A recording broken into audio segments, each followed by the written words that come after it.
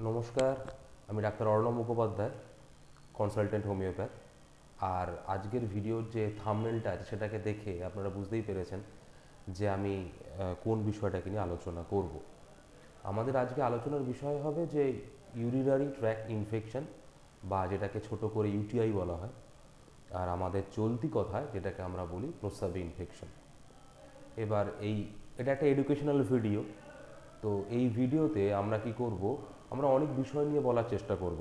যেমন হচ্ছে যে এটা এই ইনফেকশনটা কি, এই ইনফেকশনটা কার জন্য হচ্ছে, কোন বয়সে বেশি হতে পারে, পুরুষ মহিলা কাদের বেশি হতে পারে, যদি মানে ইনফেকশনটা বেশি মহিলাদেরই হয় আর কি, মহিলাদের ইনফেকশনটা হওয়ার কারণটা কি, বেশিটা কি, কোন বয়সে এই ইনফেকশনটা বেশি হতে পারে।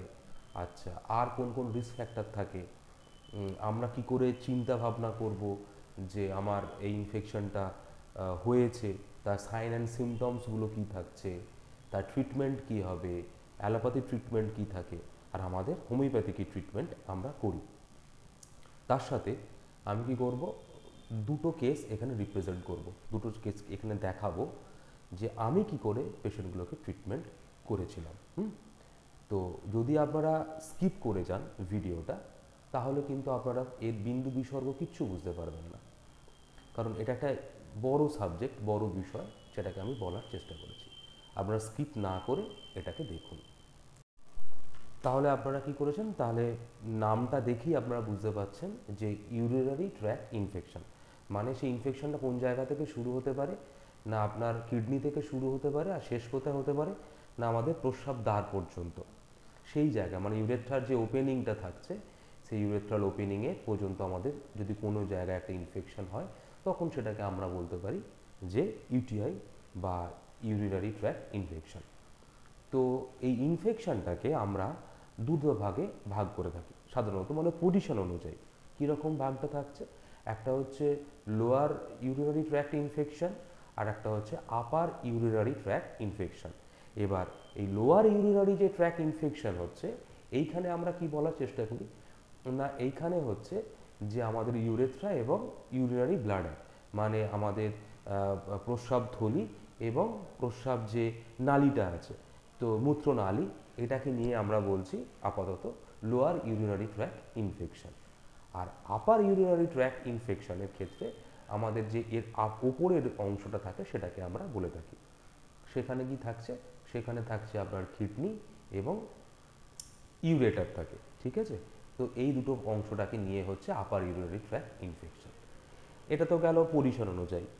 এবার এর কারণটা তাহলে কি, বা এর কি কি সিমটমস থাকে আমরা দেখে যেটাকে বুঝতে পারবো যে একটা ইউরিনারি ট্র্যাক্ট ইনফেকশন হয়েছে। তো সেই জায়গায় দেখা যাচ্ছে যদি লোয়ার ইউরিনারি ট্র্যাক্ট ইনফেকশন হয়, বা যেটাকে বললাম আমি ইউরেথ্রা এবং ইউরিনারি ব্লাডারে মানে মূত্রনালী এবং মূত্রথলিতে যদি ইনফেকশনটা থাকে, তো সেখানে কি থাকছে, সেখানে থাকছে প্রথমত হয় কি না একটা ব্যথা বা যন্ত্রণা। সেটা কোথায় হচ্ছে, না পেটে ব্যথা হচ্ছে, তল পেটে, এবং বাংলা যেটাকে ত্রিকাস্ত্রী বলা হয়, বা আমরা ডাক্তারি ভাষা অ্যানাটমিক্যালি সেটাকে বলা হয় পিউবিক্যাল রিজিয়ন। তো এই তলপেটের কাছে একটা ব্যথা থাকে, যন্ত্রণা থাকে। ব্যথাটা কীরকম, যন্ত্রণাটা কীরকম হচ্ছে, না এই ব্যথা যন্ত্রণাটা হবে যে মনে হচ্ছে না কিছু একটা কেটে দিচ্ছে, একটা মানে কাটিং পেন, ল্যান্সিয়েন্টিং পেন, মানে হচ্ছে কোনো হচ্ছে ছিঁড়ে বার করে নিয়ে আসছে, এরকম একটা যন্ত্রণা থাকে, প্রচণ্ড পরিমাণে যন্ত্রণা।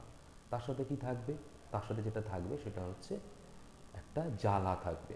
হুম প্রচণ্ড পরিমাণে একটা বার্নিং সেন্সেশন থাকে।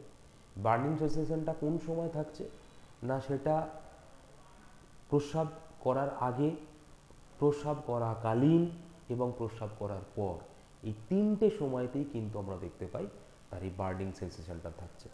প্রচণ্ড পরিমাণে জ্বালা এবং যন্ত্রণা থাকে। এবার আর কি থাকছে, না একটা পেশেন্টের বারবার প্রস্রাব করার যে ইচ্ছা সেটা কিন্তু প্রকাশ পায় বারবার।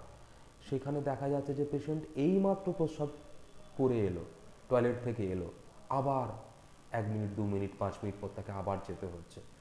সেখানে গিয়ে কিন্তু তার যে প্রস্রাব হচ্ছে এ বিষয়টা কিন্তু না, সে কিন্তু হচ্ছে না, কারণ কি না, সেখানে ব্লাডার কিন্তু এমটি, মানে মূত্রথলি কিন্তু খালি হয়ে আছে, কিন্তু তার বারবার একটা প্রস্রাবের বেগ সে পাচ্ছে, এবং সে কী করছে, সেখানে গিয়ে কোদ দিয়ে পেচ্ছাপ, মানে জোর করে ফোর্সফুলি সেখানে প্রস্রাব করার চেষ্টা করছে। সেখানে 1 ফোঁটা 2 ফোঁটা কি 5 ফোঁটা হচ্ছে, কিন্তু তার হচ্ছে না, এবং তীব্র জ্বালা যন্ত্রণা হচ্ছে। এর সাথে অনেক সময় যে আরও কিছু তার মানে অ্যাসোসিয়েট কিছু সিমটমস থাকে, যেমন ধরুন খিদে না পাওয়া, গা বমি করা, বমি হওয়া, জ্বর জ্বর আসা, এবং একটা ম্যালেজ, মানে একটা কীরকম বলবো, একটা মানে শরীরটা ঠিক স্বস্তি পাচ্ছে না, এরকম কিন্তু জিনিসপত্র থাকে। এবার আবার যদি ইউরিনারি ট্র্যাক্ট ইনফেকশন হয়, তার কীরকম সিমটমস থাকে না, তার ক্ষেত্রে এর যে ভয়াবহতাটা থাকে এর থেকে আরেকটুখানি বেড়ে যায়। সেখানে জ্বর দেখতে পাওয়া যায়। জ্বরটা কীরকম না, ধুম জ্বর, প্রচণ্ড পরিমাণে একটা টেম্পারেচার থাকে, high temperature, 103 degree 104 degree Fahrenheit এরকম পর্যন্ত জ্বরটা উঠে আসে। তারপর কি হচ্ছে, তারপর তার ব্যথা থাকে, যন্ত্রণা হয়। কোন জায়গায় হচ্ছে না, তাদের যন্ত্রণাটা এই কোমরের হাড়ের ওপরে এবং পাঁজরের নিচে পেছনের দিকে যে ফাঁকা জায়গাটা, সেটা হচ্ছে একটা কিডনি রিজিয়ান, আমরা বলি কিডনির জায়গা। তো সেই জায়গায় পেনটা শুরু হচ্ছে, সেই জায়গায় যন্ত্রণা শুরু হয়।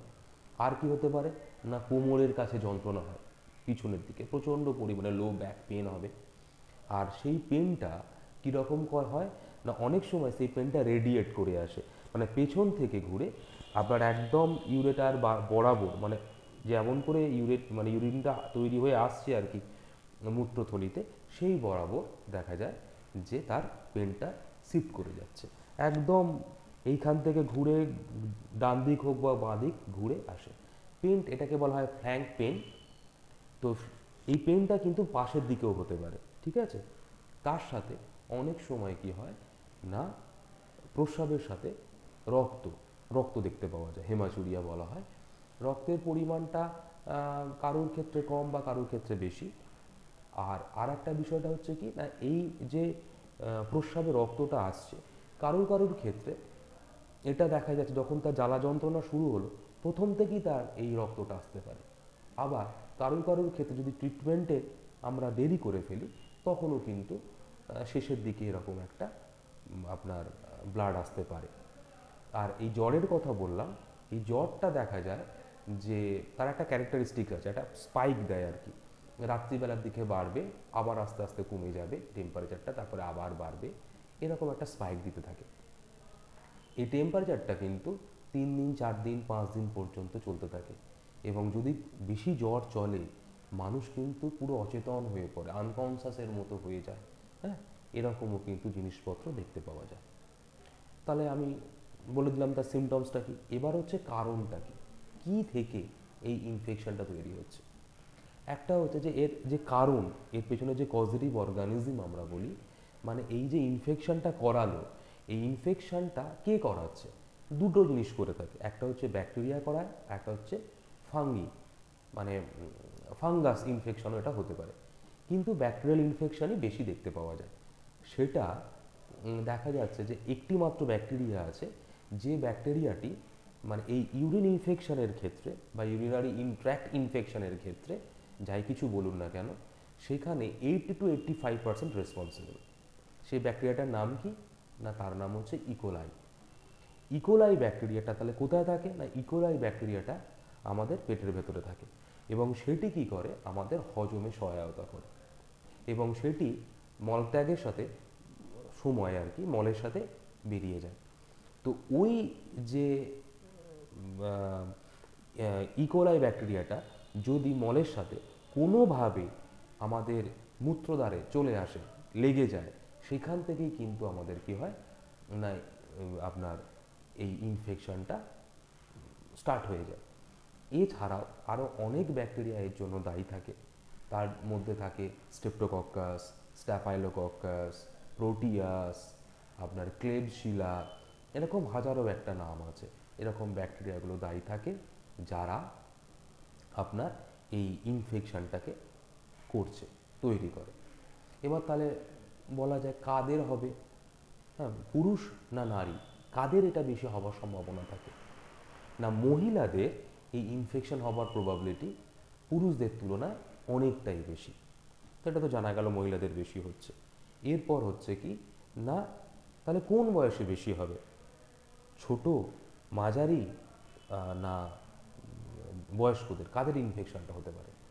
এই ইনফেকশনটা কিন্তু সবার যে কোনো বয়সে এটা ঘটতে পারে, যে কোনো বয়সে এটা ঘটতে পারে। তবে আমি যে সিমটমসগুলোর কথা আগে বললাম সেগুলো কিন্তু যারা মোটামুটি মাঝবয়সী মানুষ, ধরুন বা বাচ্চা 14, 15, 16 এই বয়স থেকে 60, 65 বছর পর্যন্ত এই সিমটমসগুলো কিন্তু আমরা আকচার দেখতে পাই। দেখেই কিন্তু আমরা আইডেন্টিফাই করতে পারি এটা একটা ইউটিআই হয়েছে। কিন্তু যদি একটা কোনো বাচ্চা থাকে, একটি বাচ্চা মেয়ে যার বয়স হচ্ছে 2 বছর কিংবা 2 বছরের কম, একটি বাচ্চা ছেলে যার বয়স হতে 1 বছরের কম, তাদের ক্ষেত্রেও তো ইনফেকশনটা হয়। তো তখন আমরা কি করে বুঝবো যে বাচ্চাটির ইনফেকশন হয়েছে বা ইউটিআই হয়েছে বা প্রস্রাবে ইনফেকশন হয়েছে? তো সেই জায়গায় তখন আমরা দেখতে পাই কি না, বাচ্চাটার প্রচণ্ড পরিমাণে হাই টেম্পারেচার আসে, একটা হাই টেম্পারেচার থাকে, 103-104 ডিগ্রি ফারেনহাইট পর্যন্ত জ্বর উঠছে, বাচ্চা সারাক্ষণ কাঁদছে, তার সাথে কি থাকছে না, বাচ্চাটি খেতে চাইছে না, যদিও খায়, খাওয়ার পর কিন্তু বমি করে দিচ্ছে। আর কি করছে না, সারাক্ষণ তার ভেতরে একটা একটা ঘুম ঘুম ভাব, একটা ঢুলু ঢুলু ভাব, বা ঘুমাচ্ছে, সারাক্ষণ ঘুমাচ্ছে। যখন প্রস্রাব করার সময় আসছে তখন প্রচণ্ড পরিমাণে কাঁদছে। ঠিক আছে? তো এইগুলো একটা বাচ্চা ছেলের ক্ষেত্রে ঘটে থাকে। তার সাথে সাথে কি করে, জন্ডিসের যে সাইনগুলো থাকে সেটাও কিন্তু আস্তে আস্তে আস্তে আস্তে আমরা দেখতে পাই, একটা জন্ডিসের টেন্ডেন্সি আসছে একটা বাচ্চার ভেতরে। তখনও কিন্তু আমরা সাবধান হই, ডাক্তারবাবু বুঝতে পারেন যে ইনফেকশন হওয়ার সম্ভাবনাটা হয়তো হলেও হতে পারে। এবং বয়স্কদের ক্ষেত্রে তাহলে কী হয়? বয়স্কদের ক্ষেত্রেও কিন্তু কিছু কিছু ভেগ সিমটমস তৈরি হয়, মানে আমরা বুঝতে পারি না। তাদের ক্ষেত্রে কি থাকছে না, বয়স্কদের ক্ষেত্রে যেটা ঘটনাটা ঘটে সেটা হচ্ছে তাদের একটা মেন্টাল, মানে একটা সাইকোলজিক্যাল ডিস্টারবেন্স তৈরি হয়, বা আপনি বলতে পারেন যে একটা মানসিক কিছু তাদের লক্ষণ আমরা দেখতে পাই। তার সাথে যেটা দেখতে পাওয়া যায় সেটা হচ্ছে ক্লান্তি, প্রচণ্ড পরিমাণে তাদের ক্লান্তি থাকে। আর একটা কি থাকে না, তারাও খেতে পারে না, গা বমি পায়, বারবার প্রস্রাব পাওয়া, এইগুলো কিন্তু একটা বয়স্কদের ঘটে থাকে। এবার তাহলে মহিলাদের তাহলে কী কারণের জন্য, এটা তো ইন জেনারেল বললাম। এবার আমি প্রথমেই বললাম যে মহিলাদের কিন্তু এই ইউটিআই বা ইউরিনারি ট্র্যাক্ট ইনফেকশন, বা আপনারা যেরকম বলেন প্রস্রাবে ইনফেকশন, এটা হবার সম্ভাবনাটা অনেক বেশি। এর কারণটা কি না, এর কারণটা হচ্ছে মহিলাদের শারীরিক গঠন, মানে অ্যানাটমিক্যাল, যে তাদের যে অ্যানাটমি, শরীরের যে অ্যানাটমিটা আছে, এটাই তার জন্য বেশিরভাগ ক্ষেত্রে দায়ী থাকে। সেই কি বিষয়ে সেটা সেটা হচ্ছে যে পুরুষদের তুলনায় মহিলাদের যে মূত্রনালী বা ইউরেথ্রা, তার যে লেন্থটা, সেই লেন্থটা কিন্তু ছোট। মহিলাদের ক্ষেত্রে সেটা ছোট, কারণ পুরুষদের যেমন আমরা পেনিস বাইরে বেরিয়ে থাকতে দেখি, মহিলাদের ক্ষেত্রে সেটা থাকে না। না, মহিলাদের ক্ষেত্রে তাহলে কি হচ্ছে না, ইউরেথ্রার যে লেন্থটা সেটা ছোট। আর একটা হচ্ছে কি না, আপনার আমি বললাম যে এই ইনফেকশনটা বেশিরভাগই ইকোলাই করে এবং সেটা আমাদের মল থেকে আসতে পারে। ফলে মহিলাদের মলদ্বার আর মূত্রদ্বারের মধ্যে যে গ্যাপটা আছে সেই গ্যাপটা কিন্তু অনেকটা শর্ট, মানে পুরুষদের তুলনায়। ফলে সেইখান থেকে খুব সহজেই এই ইনফেকশনটা চলে আসে। এর সাথে যারা হাইজিন মেনটেন করে না, সেখানে কিন্তু দেখা যায় যে এই রেটটা অনেকটা বেড়ে যায়। আবার আমাদের যদি দেখি যে মহিলাদের সাধারণত আমরা দুটো বাচ্চা ছাড়া আর কি দুটো বয়সে ভাগ করতে পারি। একটা হচ্ছে যাদের পিরিয়ডস চলছে বা মেনস্ট্রুয়াল সাইকেল যাদের চলছে, সেটা একটা পার্ট। আর আরেকটা পার্টের মহিলা হচ্ছে যাদের মেনস্ট্রুয়াল সাইকেল বন্ধ হয়ে গেছে বা যাদের মেনোপোজ হয়ে গেছে। এই মেনস্ট্রুয়াল সাইকেল যাদের চলছে সেই মেয়েদের যে ইনফেকশন হবার আরও কিছু কিন্তু রিস্ক ফ্যাক্টর থেকে যায়। সেই রিস্ক ফ্যাক্টরগুলো কি? সেই রিস্ক ফ্যাক্টরগুলো হচ্ছে যে দেখতে পাবেন যে তারা যখন সেক্সুয়ালি অ্যাক্টিভ থাকে, মানে সহবাসে সক্ষম, এই সকল মেয়েদের 16 থেকে 40, 42, 45 এরকম সময় তাদের যদি র্যাপিড সেক্সুয়াল অ্যাক্টিভিটির মাঝখানে আসতে হয়, ফ্রিকুয়েন্ট সেক্সুয়াল অ্যাক্টিভিটির ভেতরে আসতে হয়, তখনও কিন্তু এই ইউটিআই হওয়ার সম্ভাবনাটা প্রায় 70 থেকে 90% বেড়ে যায়। এই জন্য আমরা অনেক সময় দেখতে পাই যে বিয়ের একটা মহিলার বিয়ে হয়েছে, তো সেখানে দেখা গেল যে প্রথম 1-2 মাসের মাঝখানে এরকম ইউটিআই কিন্তু অনেকেরই দেখতে পাওয়া যায়, ঠিক আছে? এবং এর কারণটা হচ্ছে এই অ্যাক্টিভিটি, রেকারেন্ট অ্যাক্টিভিটি, এবং সেই জায়গায় তার নামটা দেওয়া হয় হানিমুন সিস্টাইটিস, ঠিক আছে? এটার কারণেও কিন্তু ঘটে থাকে। এবং আফটার মেনোপোজ তারপরে তো কী ঘটনাটা ঘটছে না, মেনোপোজের ক্ষেত্রে দেখা যাচ্ছে যে ওখানে যখন পিরিয়ডস বন্ধ হয়ে গেল, তো ইস্ট্রোজেন বলে যে হরমোনটা থাকে মহিলাদের, সেই তার প্রোডাকশানটা কিন্তু অনেক অংশে কমে যায়। যখনই অনেকাংশে কমে যাবে ইস্ট্রোজেন প্রোডাকশানটা, তখন কি থাকছে না, আমাদের যে মানে ভ্যাজাইনাল ক্যানেলটা হয়, তার যে স্বাস্থ্যটা সেটা কিন্তু অনেকটা পরিমাণে কম্প্রোমাইজ হয়ে যায়। তার কারণটা কি থাকছে না, একটা জিনিসই, সেটা হচ্ছে যে আপনার ইস্ট্রোজেনের লেস প্রোডাকশন। ইস্ট্রোজেন যদি লেস প্রোডাকশন হয়, তাহলে আমাদের ভ্যাজাইনাল ক্যানেলে অ্যাট্রোপি হয়ে যায়। আর একটা কী থাকে না, সেখানে ভ্যাজাইনাল ক্যানেলে কিছু ফ্লোরা থাকে, সেই ফ্লোরাটার যে ব্যালেন্সটা কিন্তু আর মেনটেন করতে পারা যায় না, তখন শরীরে কিন্তু ইনফেকশন হওয়ার প্রবাবিলিটি অনেকটা বেড়ে যায়। এছাড়া আর কী কী জিনিসপত্রের জন্য ইনফেকশনটা হতে পারে, মানে অ্যাজ এ রিস্ক ফ্যাক্টর কী কী হলে আর কিছু থাকবে, তার সাথে যেমন দেখবেন অনেক মানুষ যখন নার্সিংহোমে ভর্তি থাকছেন, হসপিটালে ভর্তি থাকছেন, বা উনি খুব রুগ্ন শয্যাশায়ী, তখন ক্যাথেটারাইজেশন করা হয়, ক্যাথেটার ইউজ করা হয় না, তো ক্যাথেটারাইজেশন যখন করা হয়, সেখান থেকেও কিন্তু ইউটিআই বা ইউরিনারি ট্র্যাক্ট ইনফেকশন আসতে পারে। আরও কিছু বিষয়গুলো থাকে, যেমন ধরুন আপনার ডায়াবেটিস, যদি কারো ডায়াবেটিস থাকে, সেখানেও কিন্তু অনেকটা রিস্ক ফ্যাক্টরটা বেড়ে যায়। তো ডায়াবেটিসে কি হচ্ছে না, ডায়াবেটিসে ধরুন যদি ব্লাড সুগার লেভেলটা কারোর 180 মিলিগ্রাম পার ডিএল, মানে 100 ml রক্তে যদি 180 মিলিগ্রামের থেকে বেশি গ্লুকোজ থাকে, তখন সেটা কিন্তু আপনার কিডনি যে আমাদের রক্তটাকে বারবার পরিষ্কার পরিশুদ্ধ করছে, তো সেটা থেকে এসকেপ করে সেটা কি হয়, প্রস্রাবে চলে আসে, গ্লুকোজটা চলে আসে। এই গ্লুকোজটা তখন কি করবে, তখন প্রস্রাব দিয়ে আসবে, তাই না? তখন সেই জায়গায় তো এবার মিষ্টি কী হবে, সকল পোকামাকড় জীবাণুদের খাবার জিনিসপত্র তৈরি হবে, তখন দেখা যায় যে বিভিন্ন জায়গা থেকে কিন্তু আবার ইনফেকশন হওয়ার প্রবাবিলিটি চলেই আসে। এছাড়া আরেকটা জিনিসও থাকে, সেটা হচ্ছে ওবেসিটি। খুব মোটাসোটা মানুষ, তাদেরও ক্ষেত্রে আমরা এই ইনফেকশন হওয়ার প্রবাবিলিটি অনেকটা বেড়ে যায়, রিস্ক ফ্যাক্টর হিসাবে কাজ করে। এটা তো গেল। এই ইনফেকশনটা আবার দু ধরনের হয়ে থাকে, একটা হচ্ছে অ্যাকিউট ইনফেকশন আর একটা হচ্ছে ক্রনিক ইনফেকশন। এই অ্যাকিউট ইনফেকশনটা কি, মানে ধরুন আপনার কোনো দিন আগে হয়নি, হঠাৎ করে তৈরি হয়েছে, এবং সেগুলি সিমটমসগুলো কিন্তু প্রডিউস করছে, পেটে ব্যথা, গা বমি, প্রস্রাবের বেগ আসা বারবার, জ্বালা, যন্ত্রণা, জ্বর, প্রস্রাবে রক্ত আসা, এটা হঠাৎ করে তৈরি হয়েছে, এটা হচ্ছে অ্যাকিউট ডিজিজ। আর ক্রনিকের ক্ষেত্রে কি হয় না, ইনফেকশন ভেতরে কিন্তু থেকেই যায়, কিন্তু সেটা এতটা শরীর একটুখানি মানিয়ে নেওয়ার জন্য কি হচ্ছে না, এতটা বেশি পরিমাণে তার আর ওই মানে সিমটমসটা আমরা দেখতে পাই না। তো এই যে হঠাৎ করে হচ্ছে এবং কারোর ক্রনিকে থেকে যাচ্ছে, এটা কিন্তু হেরিডিটি, মানে একটা বংশগতও কিন্তু জেনেটিক বিষয় থেকেও কিন্তু আসে, এবং সেটা ক্রনিক ইনফেকশনের ক্ষেত্রে আমরা দেখতে পাই, যদি সেটা ম্যালট্রিটেড হয় বা আনট্রিটেড থাকে, মানে ট্রিটমেন্টই করায়নি পেশেন্ট, সেটা অন্য বিষয়, কিন্তু যদি ট্রিটমেন্ট করানোর পরেও বারবার আমি এই ক্রনিক ইনফেকশনের একটা হিস্ট্রি পাই, তখন সেটা কিন্তু একটা জেনেটিক কারণের জন্য আমাদের চলে আসে। তাহলে এতক্ষণ পর্যন্ত আমরা বললাম যে এই রিস্ক ফ্যাক্টরগুলো থাকছে।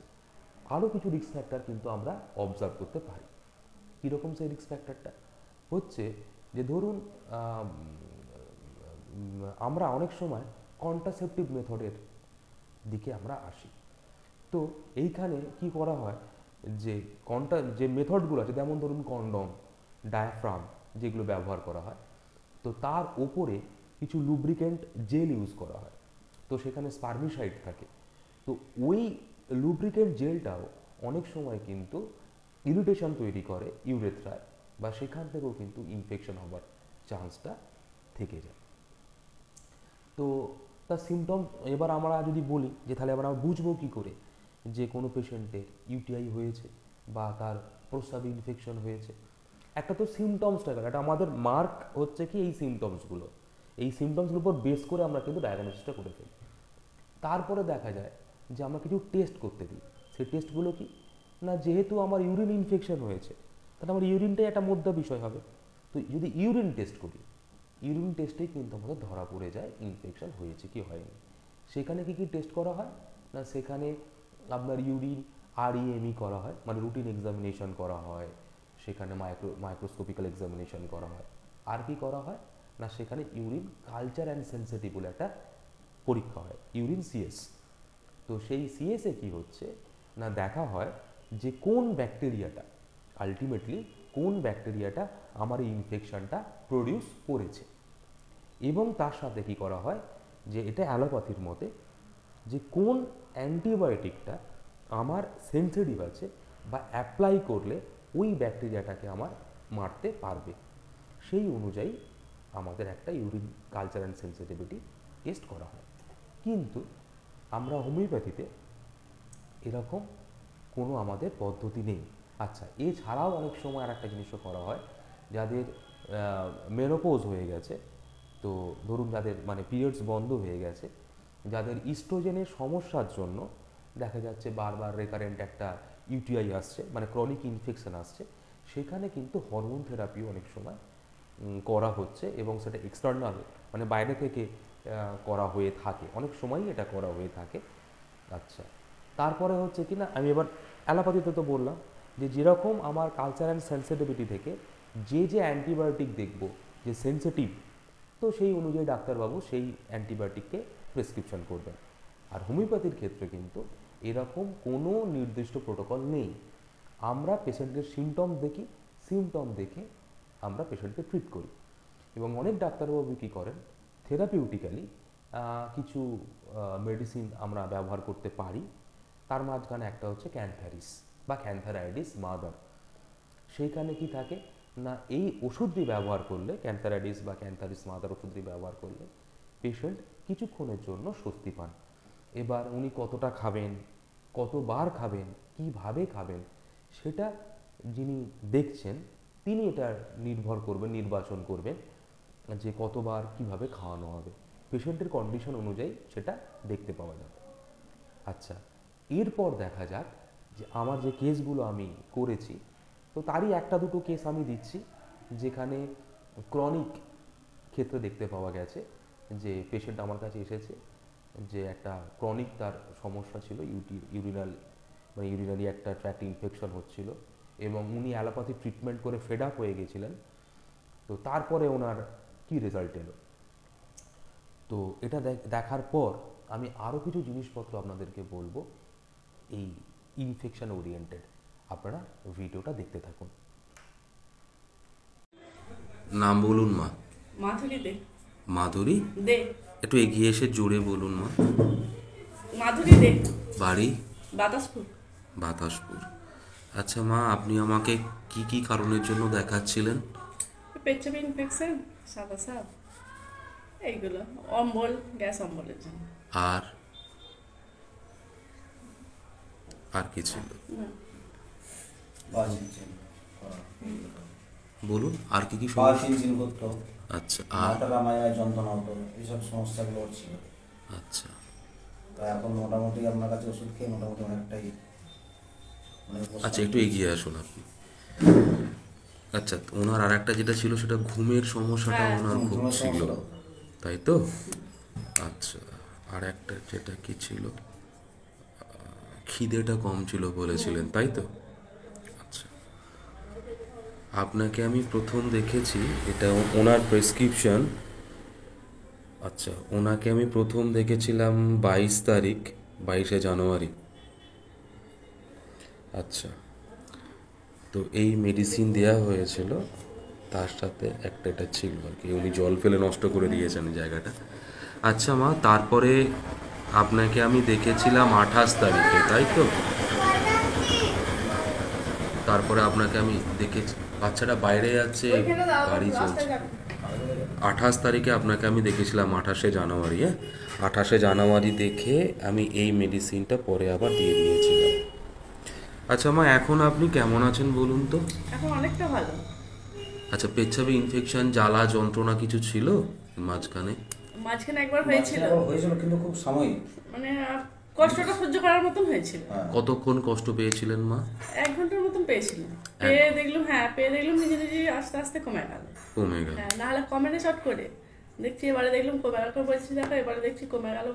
একটু মানে সহ্যটা যেমন তখন খুব সহ্য করতে পারতাম না, এখন সহ্যটা ভালোই করা যায়। করার সহ্য মতন। ক্ষমতাটা হ্যাঁ, আছে। আচ্ছা, আগে কতক্ষণ যন্ত্রণাটা হতো মা? সারা রাত হতো ওষুধ, মানে ইঞ্জেকশন না পড়লে আমার যন্ত্রণাই হয়ে যেত। এরকম ছিল? এরকম যন্ত্রণা ছিল, বিশাল কষ্ট হতো। সেটা 1 ঘন্টার ভেতরে চলে যায়? আচ্ছা। আর আপনার যেটা সাদা স্রাবের কথা বলছিলেন, সেটা এখন কি বুঝছেন, কেমন আছে? এখন অনেকটা কম।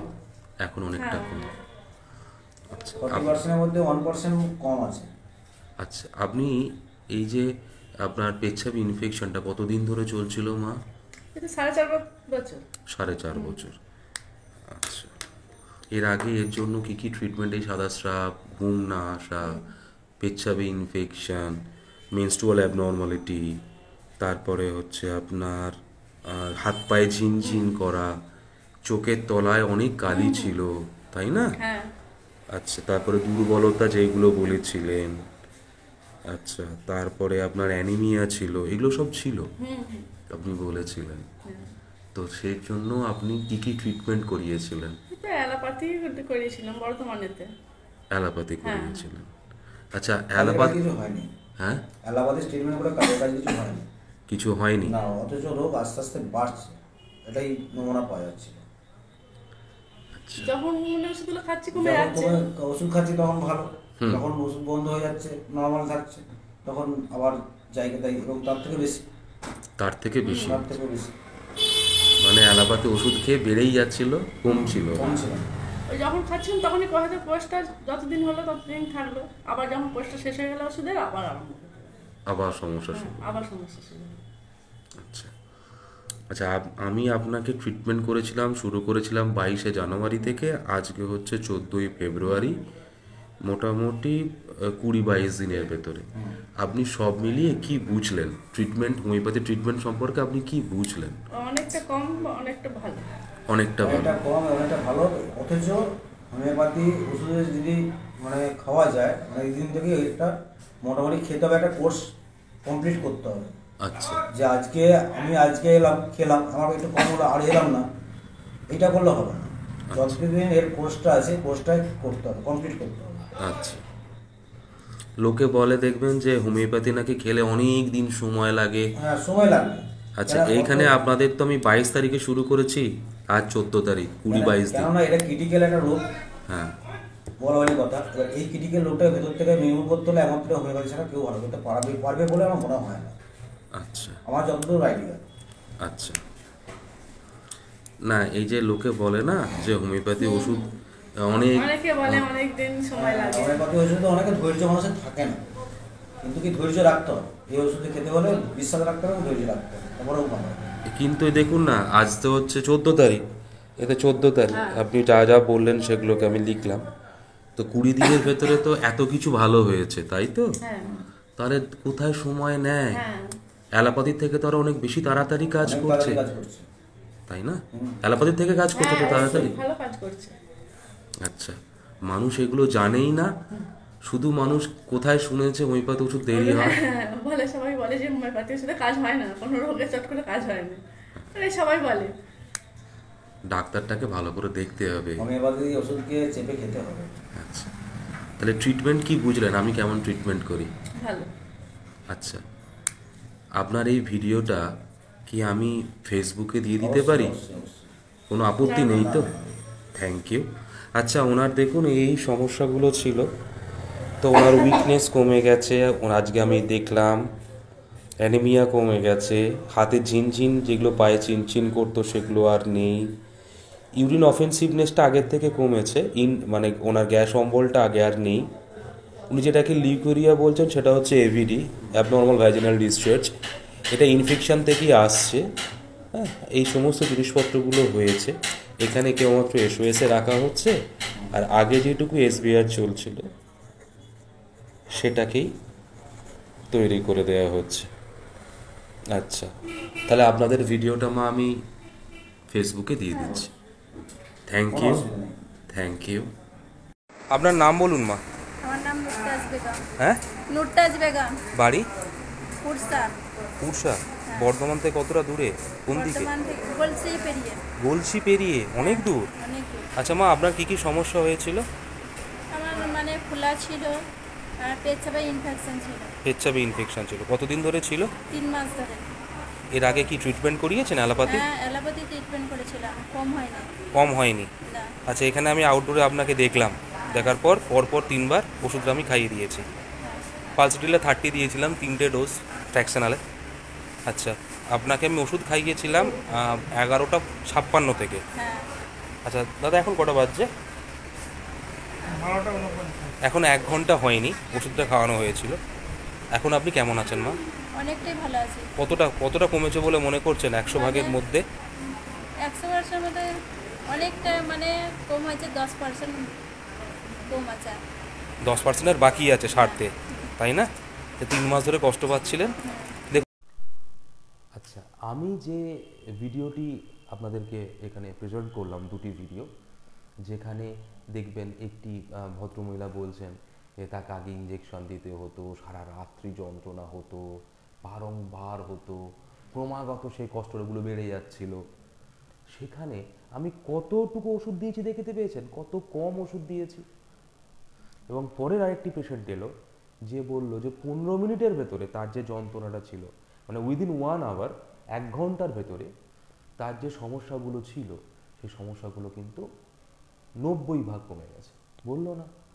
তো এটা যদিও আমার অনেকটা পুরনো কেস, তো সেইগুলোকে আমি আপনাকে প্রেজেন্ট করলাম।